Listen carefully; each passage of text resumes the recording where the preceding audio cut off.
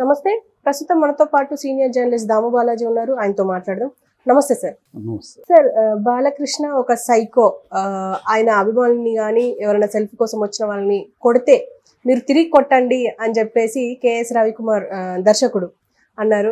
అసలు ఏ కాంటెక్స్ట్ లో ఉండొచ్చు? అంటే ఆల్రెడీ ఇంతకు ముందు కూడా అలాగే అన్నారు, ఇప్పుడు కూడా మళ్ళీ అదే అంటున్నారు. ఎందుకు? ఇంతకు ముందు కూడా ఆయన ఒక సభలో మాట్లాడుతూ కాంటెక్స్ట్ లో అంటే కొంతమంది హీరోలు అభిమానులతో ఎలా బిహేవ్ చేస్తుంటారని చెప్తూ, బాలకృష్ణని నేను ఆయనతో సినిమాలు చేశాను, ఆయన సెట్లో చాలా ఘోరంగా ఉంటుంది ఆయన ప్రవర్తన, ఆయనకి నచ్చకపోతే ఉన్నంటే కొట్టేస్తాడు, నా అసిస్టెంట్ డైరెక్టర్ని కూడా కొట్టబోతే నేను ఆపాను ఆయన్ని చూసి ఎవరైనా నవ్వినా ఆయనకి కోపం వస్తుంది, కొట్టేస్తారు అని అప్పట్లో మాట్లాడాడు. అప్పుడు మనం కూడా దాని మీద వీడియో చేసాం, అప్పుడు కూడా వైరల్ అయింది.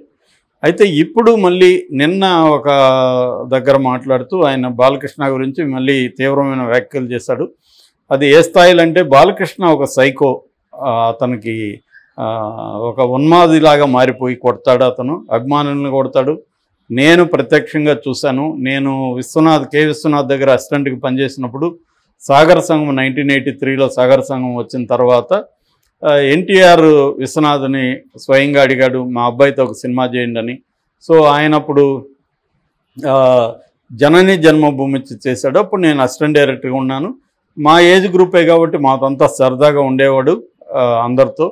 అయితే ఒకరోజు ఆయన్ని చూడడానికి కొంతమంది అభిమానులు వచ్చారు. ఆ అభిమానులు వరుసగా ఆయనతో కలుస్తూ ఉన్నప్పుడు ఫోటోలు దిగుతూ ఉన్నారు. ఆ టైంలో ఒక అభిమాని అనుకోకుండా అభిమాని చెయ్యి ఆయన భుజం మీద పడింది. వెంటనే అతన్ని భయంకరంగా కొట్టాడు, చితక్ కొట్టాడు, మామూలు కాదు. అతను ఎత్తుపోవాల్సి వచ్చింది, ఆ స్టైల్లో కొట్టాడు. సో ఇతను నాకు అది చూసి నేను షాక్ అయ్యాను, అతన్ని దూరం అయిపోయాను అప్పటి నుంచి నేను. ఎందుకంటే ఇంత ఘోరంగా మనుషులు ప్రవర్తిస్తారా అంటే, సైకో అంటే నేనేదో వేరే అర్థంలో కాదు, ఒక చిన్నపిల్లవాడి మనస్తత్వం అనే అర్థంలో వాడుతున్నాను. కానీ అది ఒక్కొక్కసారి ఉన్మాదంగా మారిపోతుంది. అది రేపొద్దున తిరిగి వాళ్ళు కొడితే ఏం చేస్తాడు ఇతను అని ఇండైరెక్ట్గా కొట్టండి అన్నట్టుగా మాట్లాడాడు అనమాట. ఆయన డైరెక్ట్గా బాలకృష్ణ కొడితే మీరు రివర్స్ కొట్టండి అని పిలిపేమి ఇవ్వలేదు, కానీ కొడితే ఏం చేస్తారంటే ఇండైరెక్ట్గా కొట్టమనే కదా అని చాలా పత్రికలు వ్యాఖ్యానిస్తున్నాయి. అంటే ఇది బాలకృష్ణ మీద ఆయన ఎవరో చెప్పాల్సిన అవసరం లేదు, మనందరికీ తెలుసు అతను కొడతాడనే విషయం తెలుసు. ముఖ్యంగా కాల్పుల సంఘటన తర్వాత బాలకృష్ణ అంటే భయం కూడా జనాల్లో పెరిగింది. ఇతను ఎందుకంటే కాల్పుల తర్వాత ఇతనే సర్టిఫికేట్ కూడా తీసుకున్నాడు, బాలకృష్ణకి మైండ్ బాగాలేదని.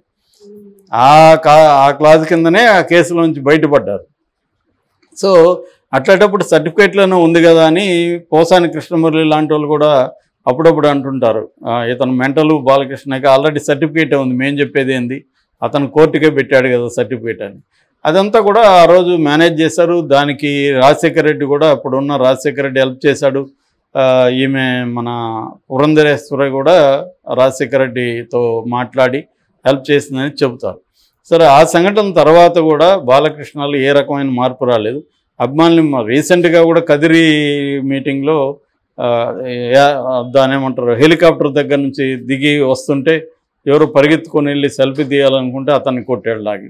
ఆ వీడియోస్ ఉన్నాయి. పైగా ఇంతకుముందన్నా వీడియోస్ ఉండేవి కాదు, ఇప్పుడు వీడియోస్ ఉన్నాయి, కెమెరాలు ఉన్నాయి, అయినా కూడా అతను కొడుతున్నాడంటే నేను కొడితే ఎవడేమి నన్ను ఏం చేసుకుంటాడు అనే ఒక అహంకారం తప్ప వేరేది కాదు. అయితే ఇది సినిమా ఫీల్డ్లో చాలా కామన్. బాలకృష్ణ ఒకడే కాదు, మోహన్ బాబు చాలాసార్లు కొట్టిన సందర్భాలు ఉన్నాయి. డైరెక్టర్లను కూడా తిప్పించి కొట్టినాడు, హీరోయిన్లని లేటుగా వస్తే కొట్టున్నాడు. పైగా అదంతా గర్వంగా కూడా ఆయన చెప్పుకున్న సందర్భాలు ఉన్నాయి. అట్లాగే ఇతను నచ్చకపోతే వేరేవాడు కొడితే అప్పుడు ఏం చేస్తాడు? అట్లాగే తేజ హీరోయిన్లను కొట్టడం, అడిగితే ఎమోషన్ కోసం కొడుతున్నానని చెప్పడం. అదే ఎమోషన్ కోసం ప్రొడ్యూసర్ కొడితే తేజ నువ్వు నాకు టైంకి రాలేదనో, నేను అనుకున్నట్టు సినిమా చేయలేదని కొడితే, అంటే ఇవన్నీ ఏంటంటే సినిమా రంగం ఇదంతా ఫీడల్ కల్చరు. నేను నీకు ఫుడ్ పెడుతున్నాను కాబట్టి కొట్టే అధికారం ఉంది నాకు, నేను నిన్ను కడుపు మీద కొట్టట్లేదు కదా, తల మీదే ఒళ్ళు మీదే కొడుతున్నాను కదా అన్నది పాత ఫీడల్ కల్చర్లో ఉన్న సినిమా ఇండస్ట్రీ. ఇవాళ అట్లా కొడితే మాత్రం వీళ్ళ అభిమానులు అంటే పడుంటారు. కొంతమంది అభిమానులు ఆయన నన్ను తాకాడు అదే గొప్ప అనుకునే బ్యాచ్ కూడా ఉంటారు. సో కాబట్టి మనం వాళ్ళేం చేయలేం. కానీ ఖచ్చితంగా కేఎస్ రవికుమార్ చెప్పిన పాయింట్ వ్యాలిడ్ పాయింటే. ఎందుకంటే తమిళ్లో ఇది తక్కువ, మళ్ళీ తెలుగులోనే ఎక్కువ. తమిళ్లో ఇప్పుడు ఒక రజనీకాంత్ కొట్టినట్టుగా మనం ఎక్కడైనా లేదు, ఇక్కడ కూడా చిరంజీవి గారు కొట్టినట్టుగా వినలేదు మనం.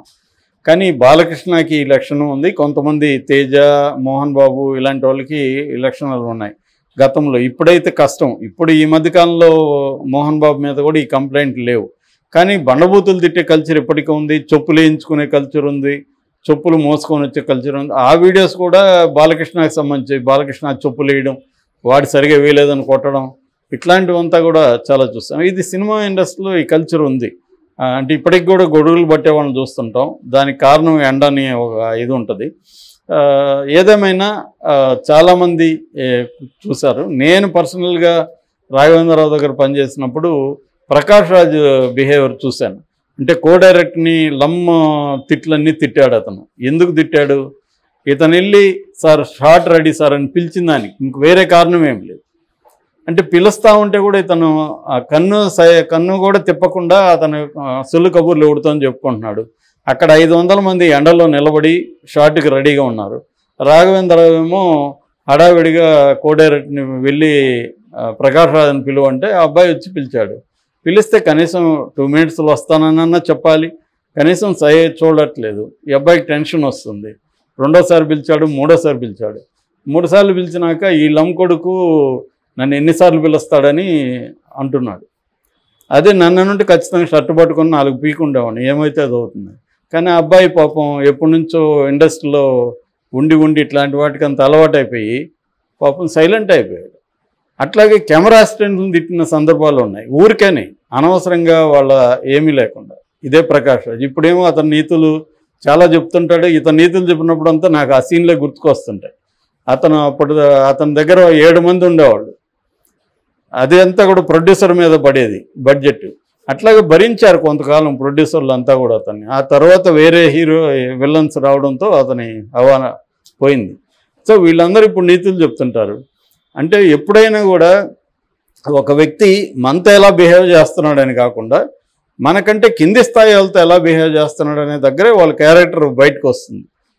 వాళ్ళతో ఎలా బిహేవ్ చేస్తున్నారు, నిజానికి పనిలో సరిగా లేనప్పుడు వాళ్ళని మందలించవచ్చు, లేదా పని సరిగా చేయమని చెప్పడం ఓకే, అంతవరకు ఓకే. అసలు సంబంధమే లేకుండా తన అభిమానిని కొట్టడం ఏంటి, అదేదో గ్రేట్గా మళ్ళీ మాట్లాడుకోవడం ఏంటి, అతను మాట్లాడితే నా బ్లడ్ నా బ్రీడ్ ఈ సొల్లు కబుర్లు చెప్పడం ఏంటి. సో క్లియర్గా రవికుమార్ చెప్పిన దాంట్లో ఏ రకమైన తప్పు లేదు. అతను చూశాడు, మనకు కూడా ఆయన ఎవరో చెప్పాల్సిన అవసరం లే, వీడియోలు ఉన్నాయి, అది గొప్పగా ప్రచారం చేసే బ్యాచ్ కూడా ఉంది. ఈ బాలకృష్ణలో ఆ ప్రాబ్లం ఉంది. అయినా కూడా హిందూపురంలో ఎందుకు గెలిపిస్తున్నారు 2 సార్లు, ఇప్పటికి 2 సార్లు గెలిపించారు. అదో విచిత్రమైన పరిస్థితి. ఆ హిందూపూర్లో ఆ ఎన్టీ రామారావుకున్న కల్ట్ని ఇతనికి కూడా, అంటే సినిమా హీరోలకి ఉండే ఇదేంటంటే అభిమానులు మ్యాక్సిమం మూర్ఖత్వం ఉంటారు. మనం పవన్ కళ్యాణ్ అభిమానులు చూస్తే వాళ్ళు ఎంత మూర్ఖులు అనేది అర్థమవుతుంది. సో మనం పవన్ కళ్యాణ్ని పొగుడుతూ పెట్టిన వీడియో కూడా వాళ్ళు లోపలికి వెళ్ళి చూడకుండా వాళ్ళకు ఊహించుకొని వాళ్ళని తిట్టిన కొట్టిన సందర్భాలు ఉన్నాయి. సో అదేంటంటే వీళ్ళే అభిమానులు కూడా అలాగా రెచ్చగొడుతూ ఉంటారు. ఎందుకంటే వీళ్ళకి ఒక బలం అన్నమాట అభిమానులు. మూర్ఖులు ఎంత మూర్ఖత్వం ఉంటే అంత బలం వీళ్ళకి. సో ఆ మూర్ఖత్వాన్ని పెంచి పోషిస్తుంటారు. కొంతమంది మాత్రం, కమల్ హాసన్ లాంటి వాళ్ళు మాత్రమే ఇండియాలో అభిమానుల్ని అలాగా ఉంచకుండా అభిమానులకు అందరికీ కూడా ఎన్జిఓ టాస్క్ ఇచ్చి, మీరు నా కోసం ఒక పొలమాలో నా కోసం కొనకండి, ఆ డబ్బులతో ప్రజలకు ఏమైనా చేయండి అని చెప్పి పవన్ కళ్యాణ్ మన కమల్ హాసన్ లాంటి వాళ్ళు చేస్తున్నారు. ఆ పని వీళ్ళు చేయొచ్చు. నిజానికి అభిమానుల్ని ఆ అభిమానం నా అభిమానంతో నా కోసం చేయకుండా ఆ రోజు మీరు వెళ్ళి ఒక అనాథాశ్రమానికి ఏదైనా హెల్ప్ చేయండి, లేకపోతే ఇంకా పూర్ పీపుల్కి ఏమైనా హెల్ప్ చేయండి అనే కార్యక్రమాలు వీళ్ళు ఇవ్వకుండా వీళ్ళు ఆ ఉన్మాదాన్ని రెచ్చగొట్టి పవన్ కళ్యాణ్ లాంటి వాళ్ళు తమకు పనికొస్తారు కాబట్టి ఎక్కడ అభిమానుల్ని పవన్ కళ్యాణ్ ఎప్పుడు కంట్రోల్ చేసి చూడలేదు నేను. ఎందుకంటే వాళ్ళని అలాగ ఉండడమే తనకు అవసరం. వాళ్ళని ఎప్పుడు కూడా రాజకీయ కార్యకర్తలుగా కూడా పవన్ కళ్యాణ్ ఎప్పుడు మార్చలే. సో ఇది అభిమానుల పట్ల హీరోలకు ఉన్న ఇది. అయినా కూడా అభిమానులకు బుద్ధి రాదు, వాళ్ళు అలా దెబ్బలు తింటూ ఉంటారు. ఈ నేచరే వీళ్ళకుండి అందరి మీద కూడా ఇదే చలాయించడానికి బాలకృష్ణ లాంటి వాళ్ళు ట్రై చేస్తుంటారు. Okay sir, thank you.